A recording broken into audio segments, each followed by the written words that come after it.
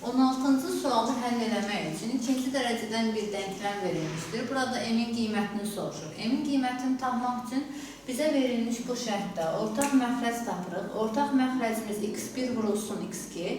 Sürətimizdə isə x1 üstə gəlsin x2 yaranır ki, bu da 2-yə bərabərdir.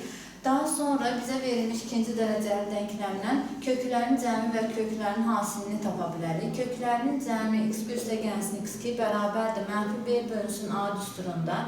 B-nin yerinə mənfi 2, a-nın yerinə 1 qoysaq, o zaman köklərinin cəmi 2-yə bərabər olacaq. Köklərin hasili x1 vurulsun x2 bərabərdir c bölünsün a düsturunda. C-nin yerinə m, a-nın yerinə 1 qoysa, o zaman köklərin hasili m-ə bərabər olacaq. Tapdığımız bu qiymətləri yerinə qoysaq, köklərin cəmi 2, köklərin hasili m bərabərdir 2-yə.